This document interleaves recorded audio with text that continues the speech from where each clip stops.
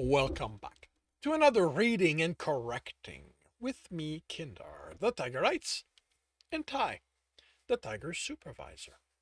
These are where I read a chapter from one of my stories and correct it as I go. If you want to listen to these live, it's every Tuesday morning, 8 a.m. Eastern Time on Twitch. And if you're looking to support me, that is on my Patreon. Today we are doing chapter 26 of Feeling the Way. New Mexico's annoying because of how much the temperature swings from day to night. Nice and warm in the day, then fucking cold at night. Things used to be more stable, so I've read, before the climate change thing and the fixes that were put in place. The experts say that in a couple of decades we should be back to what used to be normal. I got off my bike and raised the temperature on my jacket. I was a few hours north of Albuquerque on the side of the I-7, the Albuquerque Salt Lake Interstate. Somewhere south of me was La Jara and north was Farmington. Here, there was nothing. But I had a signal, so I made the call. Is this a joke? I asked. The setting sun turned the already red sand into an almost blood color. Considering who I was looking for and the links I'd uncovered, it made me uncomfortable. No, the woman answered. You asked me to do a search on the image you sent me. It came up in the historical record as a piece of stained glass art commissioned from Margaret Redmond in 1917 for the Santa Cruz's Church. It was delivered to an address I plotted on the GPS coordinate I gave you. I looked around again. There's nothing here, Beth. I don't know what to tell you, Wyatt. That's what the internet is giving me. We are talking about about records that are over 150 years old, way before electronic records. Maybe you should just be happy there was something that getting you where you are, and not bitched about not landing exactly on your target. Yeah. Any chance you found more since I gave you this? Since you gave me this? I'm not even going to point out you didn't pay me for more and tell you that no, nothing more on the church, which tells me it wasn't active when the Catholic Church started digitizing all their active ones. If you're interested in the artist, I can give you more for not too much money. I'll pass. I took a second to consider her other possibilities, then disconnected. Having the best hackers working for my family was all great and good, until what I needed wasn't breaking into impossible to get into records, but information so esoteric they wouldn't know what to do with it. That was where Beth came in. She's the hound of the internet. If there is something obscure to find, she's probably heard about it. If she hasn't, she knows how to get the information, and she's reasonably priced. The picture I sent her was a drawing Eddie's father gave me when I left Eddie's bedroom the morning after confirming Enrique was magical. It was something abstract, supposed to be a son if I had to guess. It was something he saw from Enrique when they were... I don't even have a word for what they might have done. The elder has so many power, even the people trying to keep track can't. I don't bother. What Eddie's father told me was that the image was imprinted deep into the boy's mind and connected to what was done to him. He didn't know what it was, what it represented, or how Enrique had even had it when he couldn't remember what his kidnapper looked like. Magic rarely gave straightforward answers, unfortunately. Not having anything else to do, I sent it to my family's hackers, who found nothing. I contacted a few experts, and someone said old, possibly stained glass art. Then I sent it to Beth.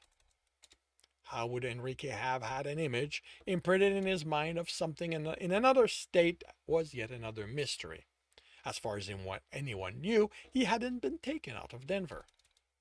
I put my helmet on, did a sweep with the variety of optics it was equipped with, and saw nothing out of the ordinary. It was made to see through weather conditions, not what was invisible. I climbed back and rode south until I found a motel. This far out of any urban area, I considered myself lucky to have found even that under an hour's drive. I spent the night alone, trying to find information no expert could because I needed something to take my mind off the empty bed. I was back on the side of the highway with the rising sun, and at least now the sand just looked red. I couldn't even find records of a town around here. Definitely not a church. I switched to the suspension to off-road mode and rode off the side and onto the sand. I went west an hour, came back, then east. Back again and north. On the way back south, I noticed tracks I'd missed before. Two parallel set, wide and deep threads. Jeep or another off-road truck with wheels designed for sand. Traction was never a problem for me. I had magic for that. I couldn't judge how old they were with any kind of certainty, but it was windy, so it couldn't take more than a few days for them to be covered. I could still make out the threads, so fresh. I followed them, and a little more than 30 minutes later, they went on a paved road, and I lost them. I turned around. Somehow I didn't think a paved road would take me to a no longer existing town where a church might stand. The trail didn't lead to a church or even a building, but to the entrance of a to the entrance of a to the entrance to a cavern. I stopped next to the Jeep, something newer that had been through rough times. I identified some of the damage as bullet holes when I heard the hammer being pulled on a gun. Yes, I know what those sound like. Too many people in my surroundings liked old guns. The woman holding the old revolver pointed at me was a massive donkey with a scowl on her face that would chase away anyone seeing it. I didn't think she was going to give me that option. Take off the helmet, rich boy. I moved my hand slowly. I can survive being shot. That doesn't mean I want it to happen. Good morning, I said, once I was holding it. She motioned for it, and I gently lobbed it at her. Phone, she ordered. I took it out, locked it, and lobbed it at her too, and winced when she stepped out of the way and it fell in the sand. Weapons. I don't have any. She snorted. You want me to strip search you? Tell me there's a guy here to do it in your place and we can work something out. She snorted again. Jeb! She yelled. An indistinct response came from inside the cavern. Get your ass out here. We've got a problem. I'll be happy to leave if I'm too much of an inconvenience. You ain't going anywhere without your phone. That's true, so how about you give it back and Jeb doesn't have to stop whatever he's doing? And let you report us? I don't think so. I don't know what I'd report for you for, and this is protected land, jackass. Don't tell me? I sigh. So I ain't letting you go to report on the digging we're doing. Who's he? A deep voice asked, and I looked at the cavern's entrance. If she was massive, he was a monster. I licked my lips at the bulge in his pants, and I kept my offer to myself. Better wait until I knew if he'd be receptive to it. But what was implied there, he was probably a top. Now that would be a shame. Do I look like I'm on first name basis with him? She replied, he's probably with the Natural Protection Bureau. I'm not. I didn't even know that was a thing. Then he's some other fed. I am definitely not one of those. I replied and considered for a second, mentioning how the FBI didn't like me. Might not be a good idea to show they even knew I existed. Then what are you doing here? He asked. I am looking for an old church in a town that was called Santa Cruz's. Think I'm a moron? She asked. Santa Cruz is nowhere near here. Not that one. How did you find us? He asked, and I pointed to the trail the Jeep left. You see tire tracks in the middle of nowhere and you follow them? She asked suspiciously. I thought you might be locals with directions to where I want to go. I was actually hoping to have been it had been Wannabe's trail and I could finally end this, but I didn't think they wanted to hear that either, or that they'd believe it. You shouldn't have done that, the guy said. If I had precog, I would have known better. The two of them tensed, and I realized I might have said the wrong thing. There was a time when people could throw comments like that, and there was a time when you could throw a comment like that and people would nod because no one could dupe recognition. That was before magic was revealed to the world. You one of those magic types? Which answer doesn't get me shot, I replied. Maybe we can use his help, he said. Maybe he's here to steal it from us. Steal what? You think I'm a moron and will tell you that? I didn't point out she was the one who told me I could report what I could report to the authorities. Do you have something magic down there? No, she said vehemently. Maybe, her brother countered. They were related. I've been on the receiving end of that glare, of the glare she gave him often enough from one of my brothers to recognize it. At least I didn't have to worry about getting in the middle of a couple if I made him an offer. Right. I needed to remember that we weren't the only one doing the family love these days. Those two could still be lovers. Look, I don't know that I can help with whatever you have, but I can take a look. Absolutely not. Why? She stated. Why not? Jeb asked. Because if he wasn't going to report us to the Fed for being on protected land, he's definitely going to do it for a magical artifact if he doesn't steal it himself. So you put a bullet in his head once he's done. I'd admire his pragmatism if I wasn't on the receiving end of it. Threatening me with death isn't going to make me want to help you. He shrugged. Then she kills you now. Whoa, whoa, whoa, slow down, I told her as she grinned. Let's talk about this. Headshot, I wasn't surviving without his intervention. I didn't think I was high on his list of people on his list of people he watched over. So you're going to help? He asked. With some assurance I get to walk away from here afterward? I have family, you know. Fine, he says. Shoot him, Fiona. Fine, I yelled. I'll help. Fuck. Would it kill you to be a little nicer? I didn't leave San Francisco to feel like I was with my brothers again. Is she going to shoot me if I get off my bike, or are you expecting me to stay straddled on it while you push me to wherever this thing is? This is a bad idea, Jeb, Fiona said. At least it's an idea, he replied. We didn't even have that 5 minutes ago. She sighed and motioned for me to get off my bike. I kept my hands away from the bags in case she thought I was reaching for something. Then she motioned towards the cave. Within 100 feet, it was dark enough they turned on flashlight. Old ones, bulky, the kind that took large batteries to power and couldn't be recharged. Antique lovers? So, how did you end up down here? I asked to make conversation and try to build a rapport.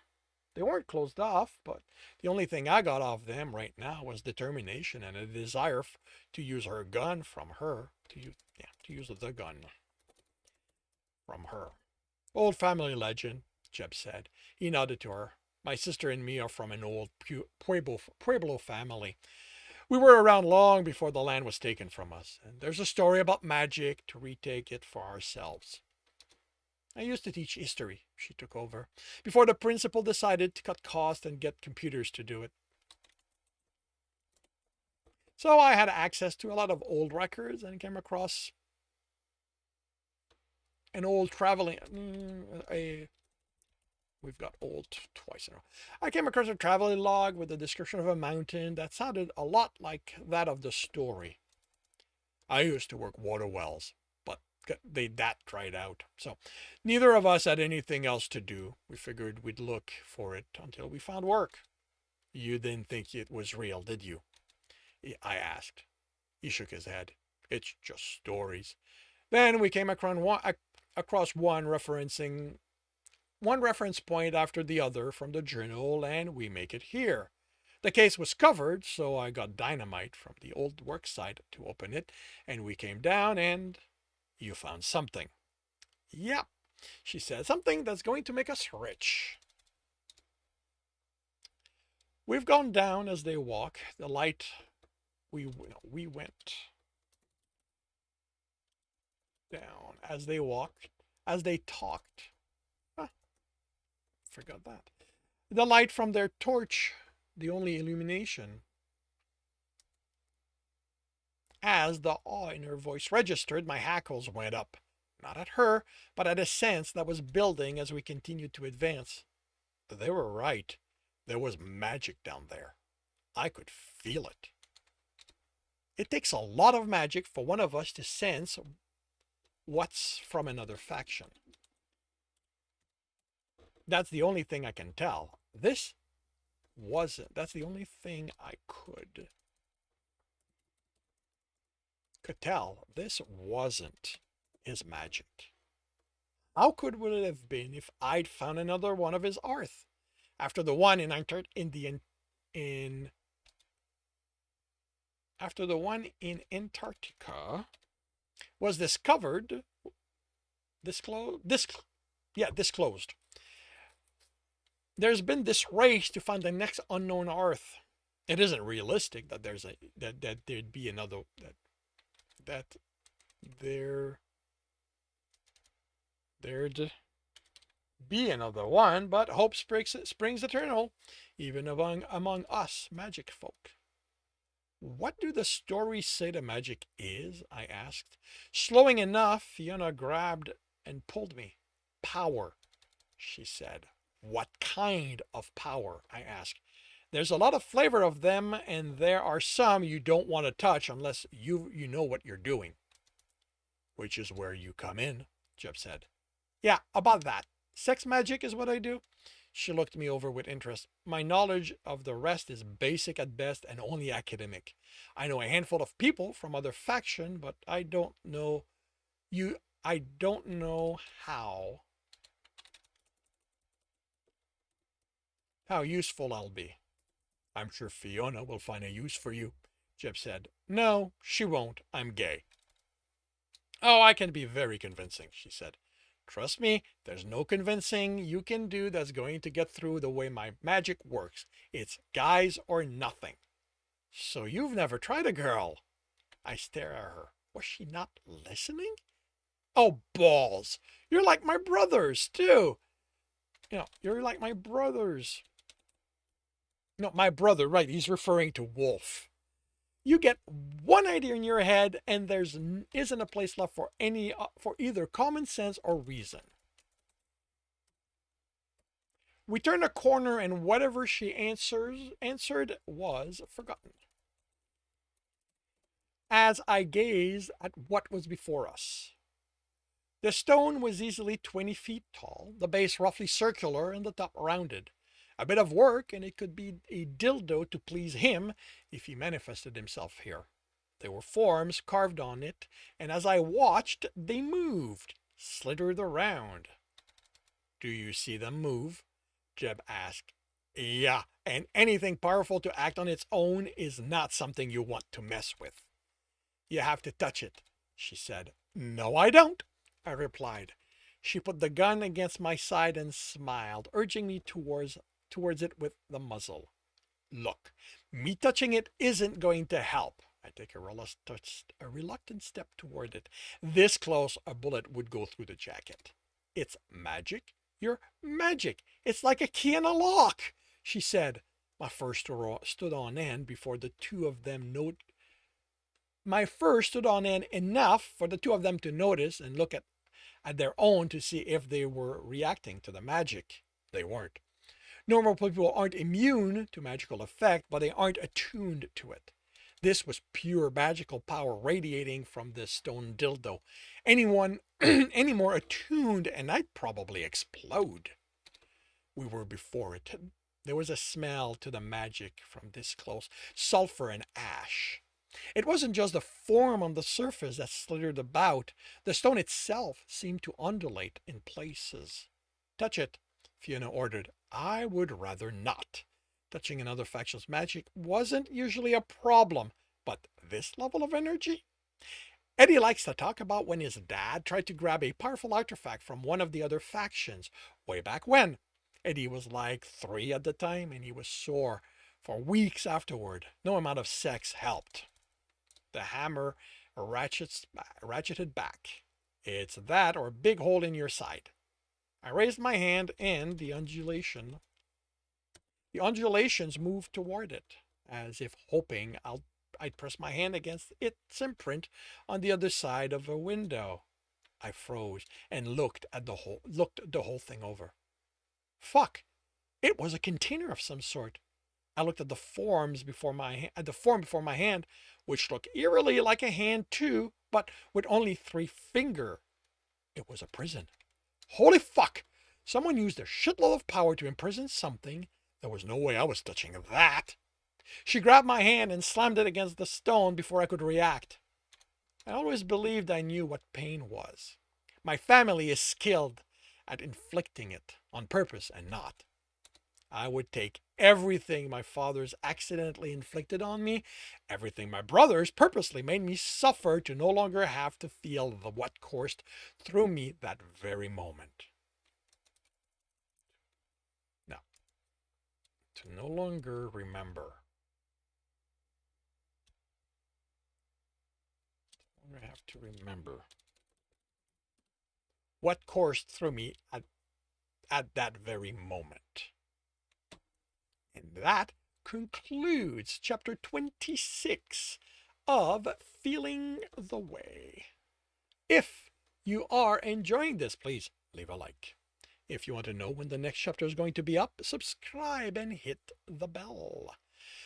If you want to read the story, that is exclusively on my Patreon. And if you want to listen to these live, it's every Tuesday morning, 8 a.m. Eastern Time on Twitch. The links are in the note. And with that, I shall wish you a good day.